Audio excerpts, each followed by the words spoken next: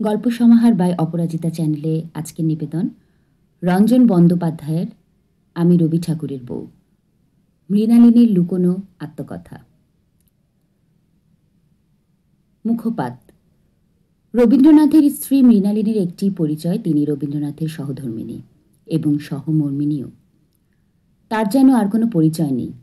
এই নারী বেঁচেছিলেন মাত্র ২৮ বছর। ১৯ বছর কাটিয়েছিলেন রবীন্দ্রনাথের বউ হয়ে। মৃণালিনীর প্রসঙ্গে লেখা হয়েছে বেশ কয়েকটি বই এবং প্রবন্ধ। কেমন ছিল মৃণালিনীর জীবনের অন্তর্মহল? রবি ঠাকুরের বউ হওয়া ব্যাপারটা আসলে ঠিক কেমন? মৃণালিনীর প্রসঙ্গে কোনো গ্রন্থে, কোনো নিবন্ধে নেই এর অন্তরেষণা।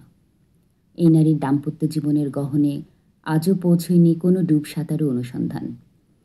রবীন্দ্রনাথের চিঠির উত্তরে মৃণালিনীও নিশ্চয়ই লিখেছিলেন অনেক চিঠি। সেই সব চিঠিতে তার একান্ত ব্যক্তিগত বেদনাবিন্ন উচ্চারণও ছিল নিশ্চয়। আজ পড়ব মৃণালিনীর কিছু আত্মকথন। সূচি ১। 1886 থেকে 1896। এই 10 বছরের মধ্যে আমাকে 5টি ছেলে মেয়ে দিলেন আপনাদের রবি ঠাকুর। আতুর ঘর থেকে আমি তো প্রায় বেরোতেই পারিনি। আমার সঙ্গে রবি ঠাকুরের বিয়ে হলো 1290-এর 24শে অঘ্রাণ। ওর কাছে পরে জেনেছি ইংরেজি তারিখটা ছিল 1883-র 9ই ডিসেম্বর। আমার বয়স তখন 9 বছর 9 মাস। আর আপনাদের রবীন্দ্রনাথ কি সুন্দর দেখতে, তরতাজা 23। আমার প্রথমটি মেয়ে বেলা। ও পেটে এলো আমার 11 বছর কমাস বয়সে। প্রথম মা হয়ে মেয়ের মুখ দেখলাম 12 বছর বয়সে। সেই শুরু। আমার বড় ছেলে রথি পেটে এলো পরের বছর, জন্মালো 1888 ডিসেম্বরে। এরপর জন্মালো আমার সেজো মেয়ে, আমার তৃতীয় সন্তান রেণুকা। তারিখগুলো সব গণ্ডগোল হয়ে যায়।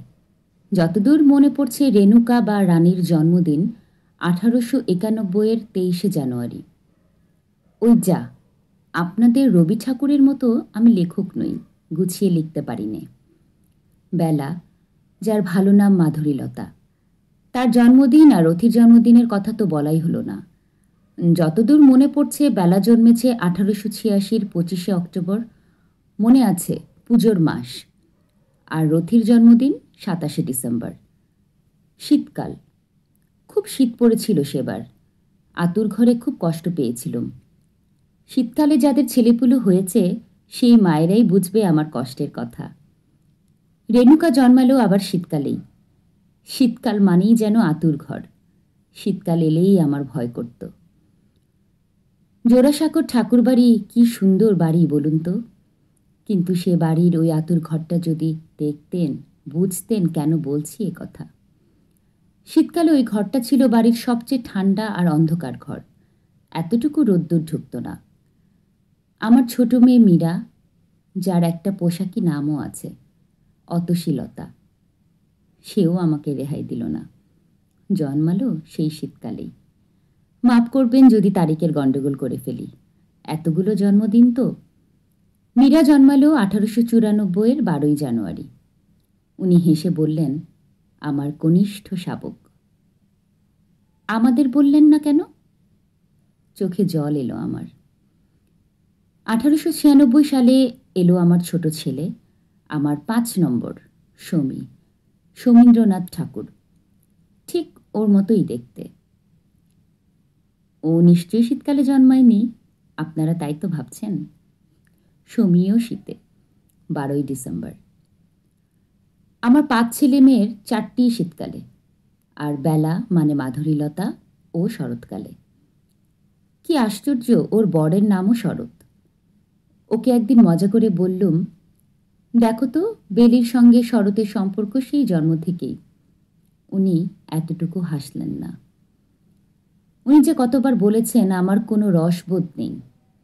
যে মেয়েদের সঙ্গ উনি পছন্দ করেন, যাদের কথা শুনতে, যাদের সঙ্গে কথা বলতে, যাদের চিঠি লিখতে ওর ভালো লাগে, তাদের মধ্যে আমি পড়ি না। একটিই কারণ, আমার তেমন শিক্ষা দীক্ষা নেই, সুতরাং বোধবুদ্ধিরও খোলতাই হয়নি। ইন্দিরা, আমার মেজ ভাসুর সত্যেন ঠাকুরের মেয়ে, আমার চেয়ে মাস কয়েকের ছোট।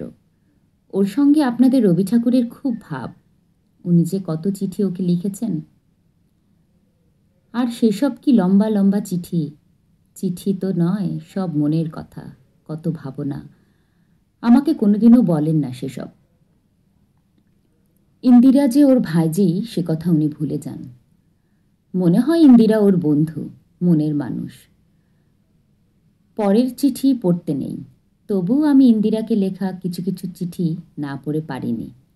সব যে বুঝতে পেরেছি তা নয়, তবে একটা জিনিস বুঝতে পেরেছি, ইন্দিরার সঙ্গে উনি হৃদয়ের কথা বলেন। কোনো রাগঢাক নেই, সব কথা। কারণ উনি জানেন ইন্দিরা বুঝতে পারে। আমার সঙ্গে মনের কথা বলেন না। আমি যে বুঝতে পারবো না উনি খুব ভালো করেই জানেন। আমার মনে আছে বিবিকে, মানে ইন্দিরাকে। ওর ডাকনাম বিবি। ও তো খুব মেম সাহেব মেম সাহেব, কতদিন বিলেতে ছিল, তাই ওর ডাকনাম বোধহয় বিবি। ইংরেজিতে কথা বলতে পারে, আবার ফরাসিতেও কথা বলতে পারে। ওকে একটা চিঠিতে উনি লিখেছেন, আমার স্পষ্ট মনে আছে, তোকে আমি যেসব চিঠি লিখেছি তাতে আমার মনের সমস্ত বিচিত্র ভাব যেরকম ব্যক্ত হয়েছে, এমন আমার আর কোনো লেখায় হয়নি। তোকে আমি যখন লিখি তখন আমার এ কথা কখনো মনে উদয় হয় না যে তুই আমার কোনো কথা বুঝবি নে, কিংবা ভুল বুঝবি, কিংবা বিশ্বাস করবি নে, কিংবা যেগুলো আমার পক্ষে গভীরতম সত্য কথা সেগুলোকে তুই কেবলমাত্র সুরচিত কাব্যকথা বলে মনে করবি। এসব হুবহু ওর কথা। আর কারই বা হবে, এরকম আর কেই বা লিখতে পারে। এত ভালো লেগেছিল, অনেকবার পড়েছিলাম, তাই ভুলিনি। একদিন বললুম, বিবির সঙ্গে যেমন মনের কথা বলো, আমার সঙ্গে বলো না কেন? বলেই মনে হলো, ইস, কেন বললুম। নিজেকে খুব ছোটে মনে হলো, আর খুব লজ্জা করল, আর একটু ভয়ও করল। উনি রেগে যাবেন না তো? রাগ তো উনি প্রকাশ করেন না, শুধু গম্ভীর হয়ে যান। কিন্তু সামান্য হাসলেন। আমি দেখলুম ঠোঁটে হাসিটুকু মিলিয়ে যেতেই ওর বড় বড় চোখ দুটির মধ্যে কেমন যেন ব্যথার ভাব জেগে উঠল। উনি মৃদুভাবে বললেন, তোমার সঙ্গে মনের কথা কতবার তো বলেছি। আমি কথা বললে তো মনের কথাই বলি।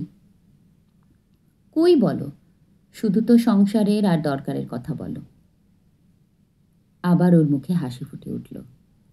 উনি কি সুন্দর করে ছড়া করে বললেন, তুমি মোরে পারো না বুঝিতে, কিছু আমি করিনি গোপন, যাহা আছে সব আছে তোমার আখির কাছে, প্রসারিত অবারিত মন। আমি বললুম, তুমি আমার এত কাছের মানুষ, তোমার সঙ্গে এত বছর ঘর করছি, তবু তোমার মন কি জানি কেন আমায় বুঝতে পারে না। অন্যদের তো পারি, তোমাকে পারি নে। এবারও উনি হাসলেন বটে, কিন্তু এইটুকু বুঝলাম সেই হাসির মধ্যে কোথাও ব্যথা আছে। ঠিক ব্যথা নয়, অভিমান। আবার উনি কবিতা করে জবাব দিলেন এইরকম কিছু একটা, এ যে সখী সমস্ত হৃদয়, এ রাজ্যের আদি অন্ত নাহি জানো রানী, এ তবু তোমার রাজধানী। আরও যেন কী সব বলছিলেন, কোথা জল কোথা কুল, দিক হয়ে যায় ভুল, এরকম কিছু। আমি বললুম, কবিতাই বলো আর যাই বলো, তোমার সঙ্গে এত বছর থাকলুম, তোমার ছেলে মেয়ের মা হলুম, তোমার সংসার টানলুম, কিন্তু তোমার মনের কতটুকু পেলুম? অন্যেরা অনেক বেশি পেয়েছে, আমি কতটুকু পেয়েছি বলো? সবসময় মনে হয় একটা আড়াল, কিছুতেই সেই আড়ালের ওপারে যেতে পারি নে। উনি আমার কথা শুনে হো হো করে হেসে উঠলেন। এ হাসি মোটেই খুশির নয়। আমি খুব লজ্জা পেলুম। উনি আমার চোখের দিকে তাকিয়ে আবার কবিতায় বললেন, নাই বা বুঝিলে তুমি মোরে, বুঝা যায় আধো প্রেম আধখানা মন, সমস্ত কে বুঝেছে কখন। আমি মনে মনে বললুম, কেন, তোমার নতুন বৌঠান বোঝেননি? তোমার আদরের ভাইজি বিবি বোঝে না? কিন্তু এসব কথা সত্যি সত্যি বলা যায় নাকি? বুকের মধ্যে কান্না হয়ে জমে থাকে। বুকটা আমার হিমঘর। ওখানে অনেক কান্না আর সন্দেহ জমে বরফ হয়ে আছে। উনি তখন শিলাইদহে। আপন মনে রয়েছেন সেখানে মাসের পর মাস। আমি কলকাতায় সংসার টানছি। ওর চিঠি প্রায় রোজই আসে। আমাকে লেখেন না, লেখেন বিবিকে। আমার খুব দেখতে ইচ্ছে করে ওকে, মন কেমন করে। কিছুদিনের জন্য বাচ্চাদের নিয়ে গেলাম ওর কাছে। আমাদের সেই আশা নিয়ে উনি বিবিকে চিঠি লিখছিলেন। তখনও জানতুম না। পরে একদিন ইন্দিরাই হাসতে হাসতে দেখিয়েছিল সেই মজার চিঠি। মজার চিঠিই তো বটে। আমাদের রবি ঠাকুর জানাচ্ছেন ইন্দিরাকে, শিলাইদহের আকাশ, পদ্মার বাতাস আর নির্জনতা তাকে বেষ্টন করে আছে হৃদয়পুঞ্জের মতো। পরশু থেকে সেই আকাশ বাতাস নির্জনতা আর থাকবে না, কারণ পরশু তার ওখানে জনসমাগম হবে। জনসমাগম মানে আমি, আমার ছেলে মেয়েরা। তার মানে কি ওর কাছে আমরা অবাঞ্ছিত ভিড়? আমরা এলে নাকি ওর পরিচয় পর্যন্ত পাল্টে যাবে? নিজের চোখে বিশ্বাস করতে পারছিলুম না। উনি কিন্তু ইন্দিরাকে সত্যিই লিখেছেন। ওরা এলে আমি তখন তমুকের বাপ, তমুকের স্বামী, শ্রীযুক্ত অমুক। সত্যিই তো। এরই বা কম অবাঞ্ছিত ভিড়ের মধ্যে কি প্রাণের মেয়ে ইন্দিরাকে চিঠি লেখা যায়? উনি কি করে ভুলে গেলেন যাকে উনি মনের কথা জানিয়ে প্রায় রোজ লিখছেন পাতার পর পাতা, সেই মেয়ের উনি কাকা হন? শুধু আমরাই পারিবারিক ভিড়, আর ওর আদরের বিবি। ঠিক কথা, আপনাদের রবি ঠাকুর যা বলেছেন আমি মেনে নিচ্ছি। আমার কোনো রসবোধ নেই। কিন্তু রসবোধ যাদের না থাকে তারা হিসেবে কিন্তু খুব পাকাপোক্ত হয়। আমি একটা হিসেব করেছি। 1887 থেকে 1895, এই 8 বছরে অন্তত 252খানা চিঠি লিখেছেন আপনাদের রবি ঠাকুর তার ভাইজি ইন্দিরাকে, আর আমাকে দিয়েছেন 15খানি চিঠি, 5টি সন্তান। বেশ করেছেন। আমি নালিশ করছি না।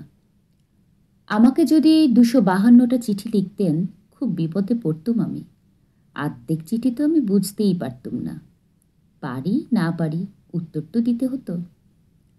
250 চিঠি পেলে তো অন্তত 50টা চিঠি লিখতে হতো।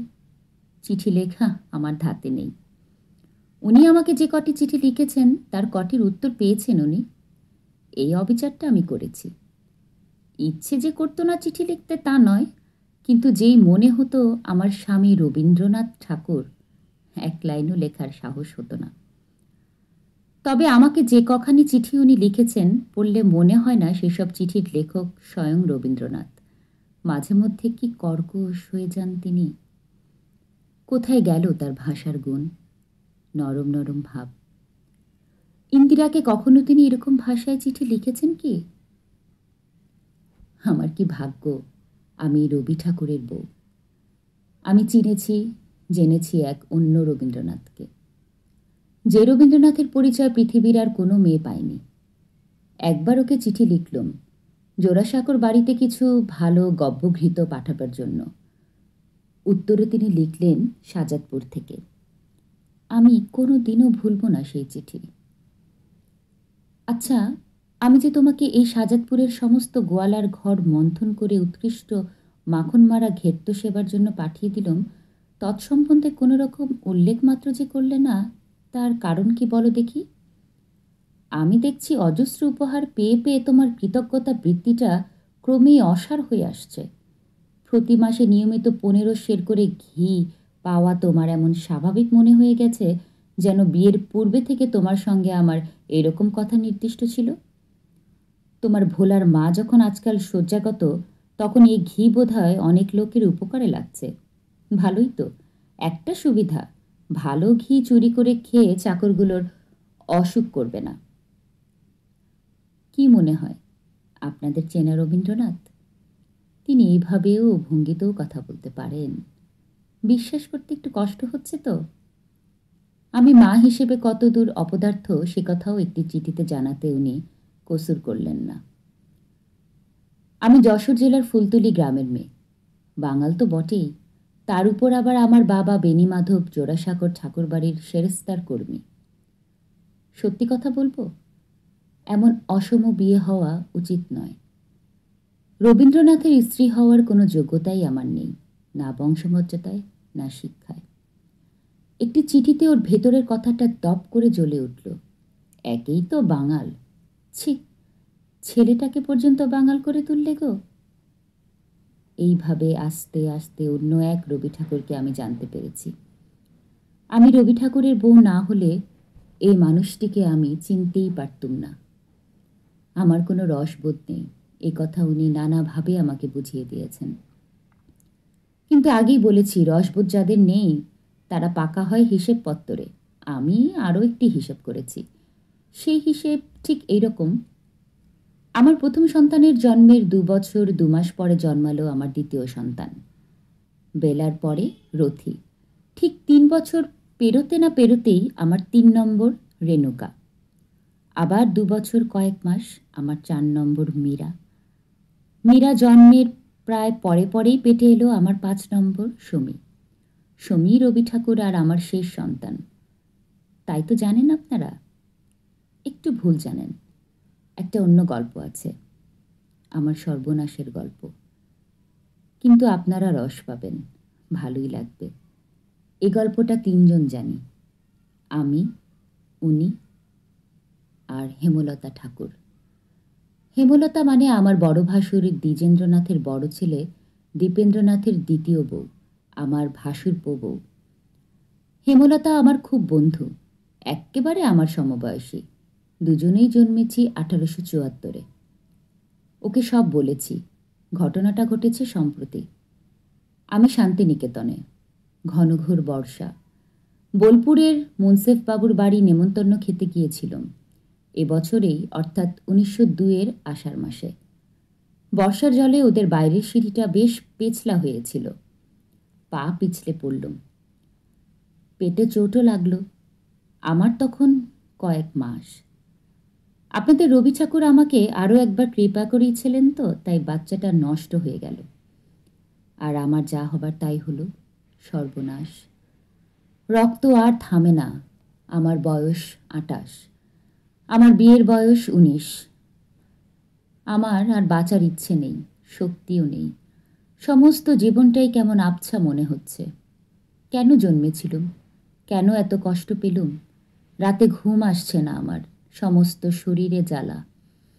ঘর অন্ধকারে, সেই অন্ধকারে উনি আর আমি। আমি বিছানায় মরা পাতার মতো শুয়ে আছি।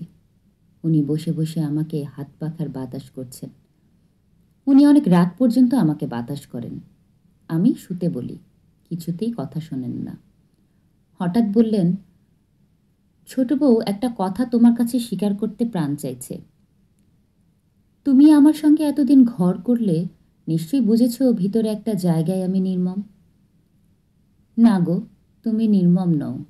তুমি খুব দয়ালু, খুব ভালো, কত যত্ন করছো আমাকে। না ছোট বউ, আমি নির্মম, আমি অনাসক্ত। কেন জানো? না তো। শোনো, আমি জানি আমি অনেক দূরের যাত্রী, অনেক পথ পেরোতে হবে আমাকে। তাই নির্মম হতে হবে? এই দীর্ঘযাত্রার জন্যই বন্ধুবান্ধব, সংসার, তোমাকে, আমার ছেলে মেয়েদের আমি কোনো কিছুই আঁকড়ে ধরিনি। কোথায় পৌঁছতে চাও তুমি? জানি না, শুধু জানি অনেক পথ পেরোতে হবে, আটকা পড়লে চলবে না। তুমি এগিয়ে যাও, আমার ভালোবাসা আর শুভেচ্ছা রইল। ছোট বউ, আমার মধ্যে একটা প্রবল শক্তি আছে। আমি জানি সেই শক্তি বিচিত্র পথে ধীরে ধীরে নিজেকে প্রকাশ করবে। ভিতরে ভিতরে আমি যদি নিষ্ঠুর না হই, তাহলে সেই শক্তিকে আমি বাঁচিয়ে রাখতে পারবো না। যদি জড়িয়ে পড়ি, আমার সব নষ্ট হয়ে যাবে। অন্ধকারের মধ্যে আমার গাল বেয়ে নামলো চোখের জল। উনি দেখতে পেলেন না। মনে মনে বললাম, আমার রবি ঠাকুর, আমি অন্তত তোমাকে খুব তাড়াতাড়ি মুক্তি দেব।